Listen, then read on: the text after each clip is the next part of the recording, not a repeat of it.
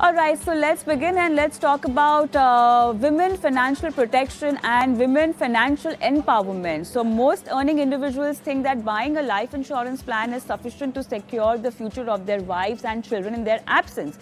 But if life insurance is the only backup fund, it might not prove to be the best option for the financial security of your beloved family. So in case of any outstanding dues to the banks or other financial institutions, the creditors will have a prior claim to the insurance money. This is where buying insurance under Marriage Women's Property Act comes into the picture. What exactly is the act and how does it benefit policyholders? And also, this act was in 1874, that's when it was introduced. What is the newer and the better version of this act, which has a wider spectrum of coverage for not only married women but women in general? Let's get all of these questions answered by Muruai Tiwari Lawyer. Good evening, Mr. Tiwari, and welcome to the Money Show. So, we will definitely get into the wider spectrum and a broader Act of 2005. But then, just to give a basic understanding of the status of Married Women Property Act, what exactly is this Act? It was formed in 1874. The versions have changed, and there has been better protection that's been introduced in the later acts. But then, can you just explain us or help us understand what exactly is Married Women Protection or Property Act? In the year 1974, it might be that number of working women or earning women might be very less. That is why when this act was introduced, the Married Women's Property Act 1874, a very few provisions were made. Mainly, this act was based on two issues. It was completely for the protection of a married woman, and it was dealing in only two areas. One was that in case a woman is earning and she acquired some property and she acquires self-acquired property and thereafter she get remarried. So it was clarified in this act that in case she get married, then in that case, this property which was acquired by her before marriage, it should not be wasted in the family of the in-laws.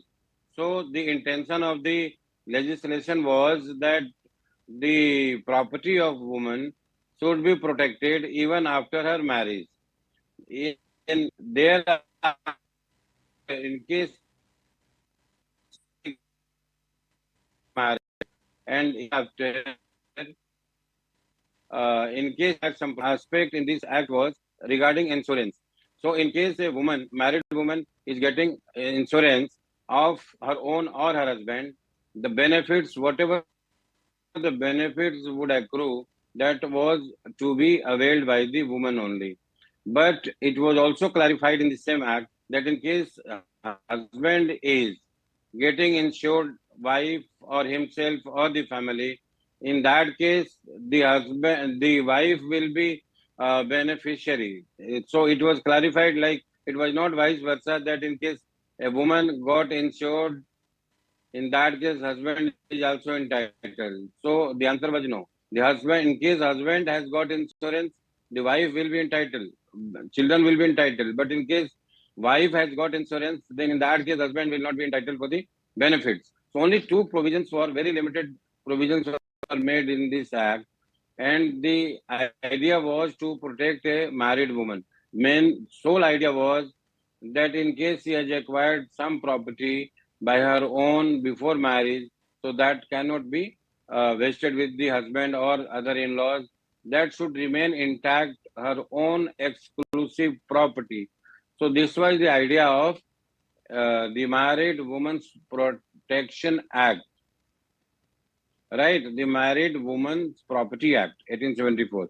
But now this act has been enlarged. Its scope has been enlarged by introducing several Exactly. So this was my point, Mr. Murari, and so this was the other question that I wanted to actually ask you also, that this particular act has been enlarged, but then now buying a life insurance policy, is it possible to buy a life insurance policy and get the Section 6 of this particular act added, or is a better enlargement in terms of act which automatically covers all of this?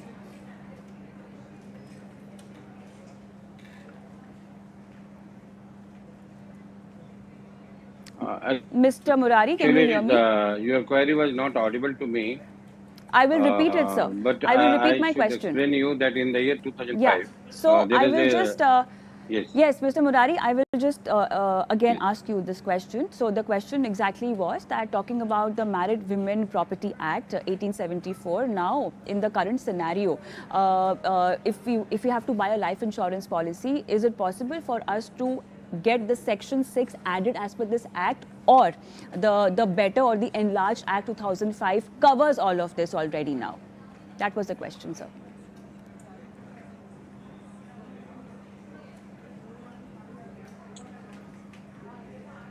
Now a new act has been introduced, protection of Okay. women from domestic violence, Okay.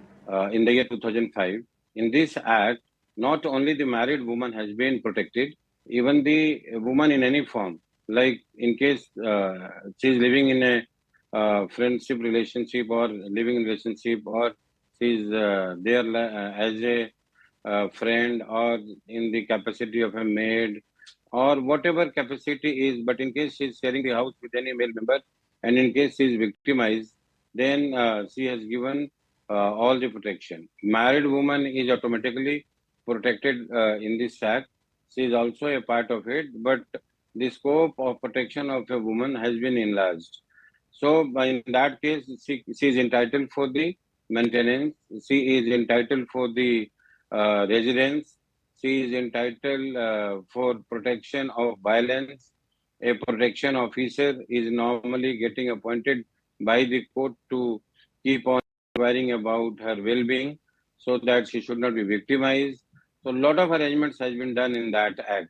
In addition to that, you must have come to know in the year 2005, the Honorable Supreme Court of India has also held that the lady member or the woman or the daughter, she will be the like a co-partner. She can claim partition in the property of her father. Earlier, it was not available with the woman. Now, after 2005, she can claim even partition in her own parents' property, in joint Hindu family properties. Further, there is one section in CRPC, that is 125. In that section also, women of two kinds, like one married woman and the mother. They have also been protected. They can ask for the maintenance.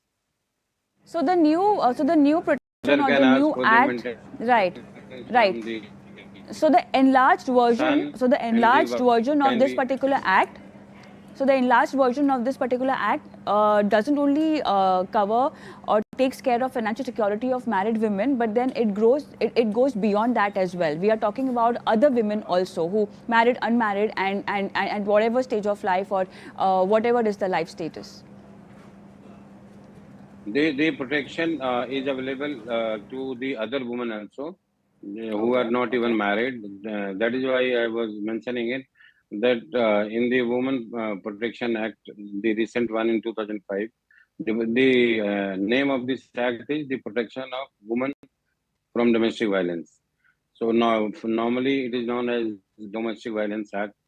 So protection of women from domestic violence act even covers the woman who is not married, even in case she is living in a living relationship, or in case she is sharing the house with any male member, even as a maid also. So they all are protected under this act. So And how much particularly there, trust, Mr. Murari, how much trust is given on the financial protection as per the Act of 2005, the one that you're explaining? yes,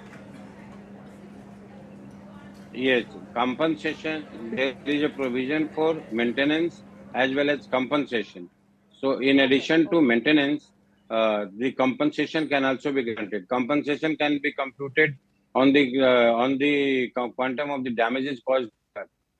So there is a provision for compensation as well, in addition to maintenance. All right, so that will be all. Thank you so much, Mr. Murari, for being on the show and helping our viewers, and especially our women viewers, understand the kind of protection and legal financial protection that they have for themselves. We move on, and time for a quick break.